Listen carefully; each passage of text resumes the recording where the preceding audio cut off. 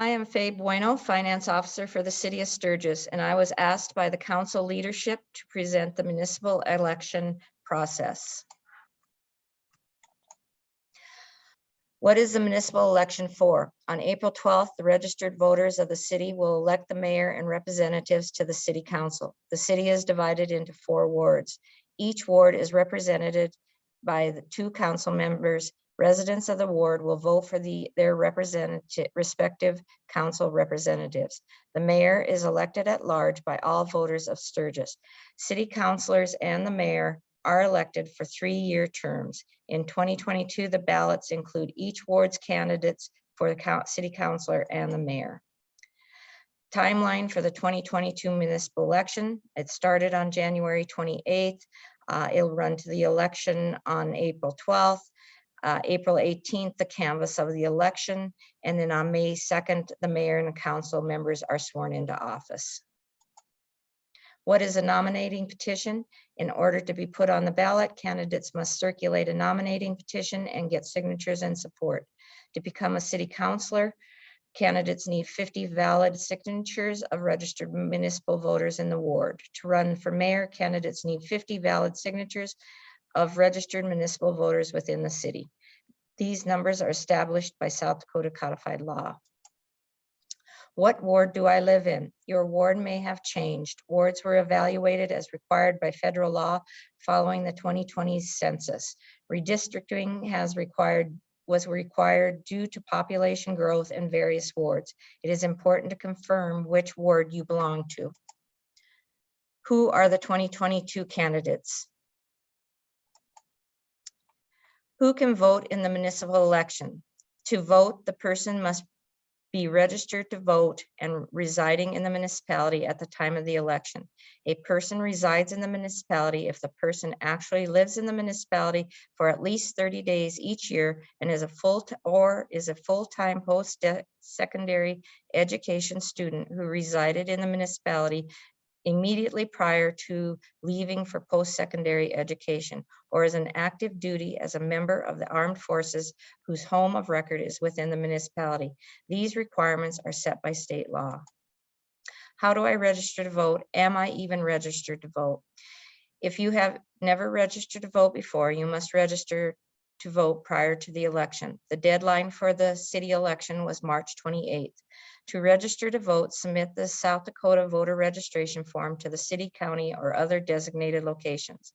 The voter's registration date is the date the county auditors receive the application, not the date of the voter signs the application. If you aren't sure if you are registered, contact the Meade County Auditor's Office. What if I am an inactive voter? Active voters, any voter who has voted or updated his voter registration information in the last 4 years. Inactive voters, any voter who has not voted or updated his voter registration information in the last 4 years. Active and inactive voters may sign petitions. Inactive voters may vote, but are required to fill out a new voter registration prior to voting.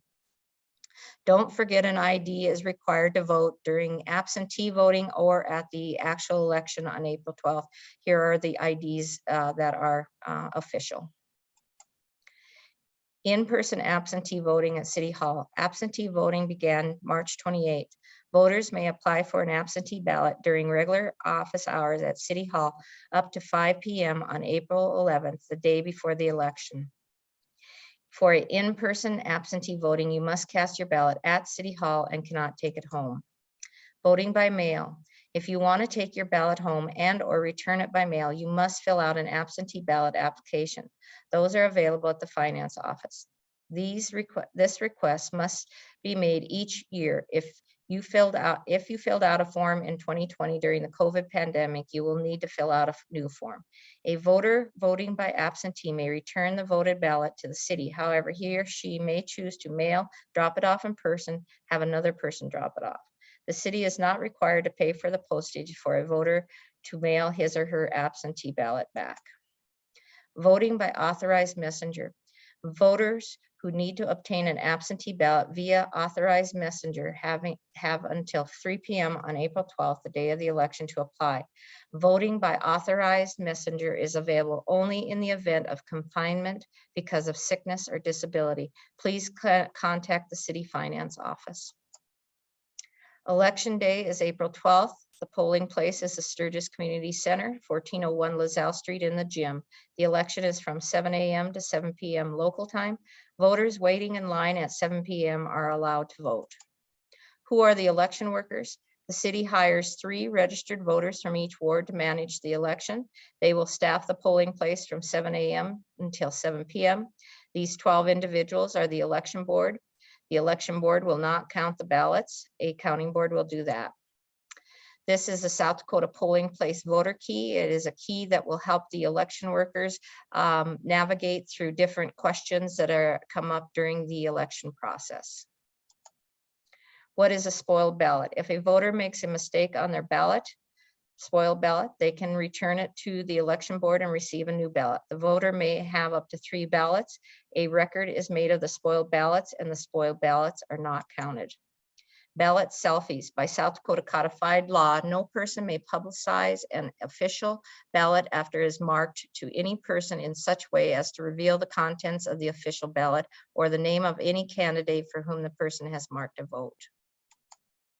What is a provisional ballot? If the election worker cannot verify voters' eligibility to vote, identification, or residency, the voter is given a provisional ballot.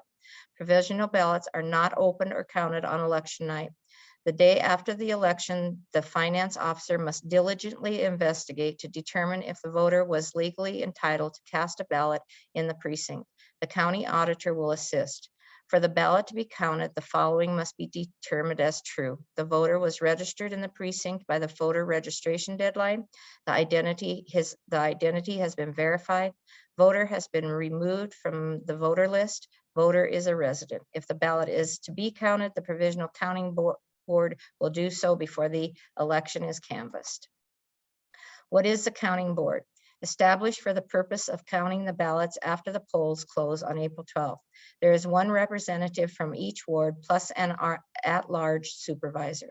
The counting board receives the ballot boxes, registration books, poll book, and other election supplies, including voided and unused ballots from the election board workers. The election board workers can go home since they have been there since 7 a.m.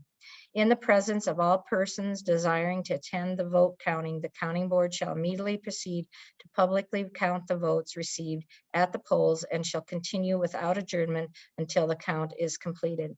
The counting board may not exclude or prohibit any member of the public from witnessing any portion of the vote counting, so long as the person's conduct is not disruptive. What if I want to be a poll watcher? Poll watchers work for candidate or a campaign or to monitor activities at the polling place. Poll watchers must be allowed to be positioned close enough to the election workers' table so that they can see and hear what is going on, but not so that they can interfere in any way. Poll watchers may not take a video or picture of the poll book. Poll watchers may converse with the election board and look at the poll book. They cannot touch the poll book if it doesn't interfere with the voting process. Poll watchers may not campaign in any way within the polling place. Poll watchers may not touch any election supplies or control the legal actions of the election board. Someone who would like to be a poll watcher should review the South Dakota Poll Watchers and Observer Guidelines. This is conducted, the official canvass is conducted by the City Council as a governing body. This will happen on April 18th at the regularly scheduled council meeting. State law and administrative rules govern the canvass process. SDCL 124046 states a candidate does not sit on the canvassing board, but instead has a designee. If the majority of the governing board are candidates, which would cause the canvassing board to not have a quorum, each race will be canvassed separately, and the candidate governing board member whose race is being canvassed would abstain from participating. The council will canvass each ward and the mayor's race separately and declare each official results separately. The incumbent candidates will not participate in the election canvassing. Steps for canvassing. The members open the returns from each precinct, which are found in each poll book. They do not get to look at the ballots. They satisfy themselves that the returns are genuine and not forged. They tabulate the returns from the precincts and certifications, a provisional count. They declare the official results of the election. Election results, unofficial results, which don't include any provisional ballots, will be released by the finance officer once the counting board has concluded its duties. Official results, which will include the provisional ballots that can be counted, will be declared at the city council meeting on Monday, April 18th. A recount request must be made within 5 days after the official canvass for the office. A tied or losing candidate requests a recount in writing. A recount may be requested for the following reasons. If a race is tied, defeated by 5 votes or less, or defeated by a margin not exceeding 2%. A recount board will be appointed to recount the ballots.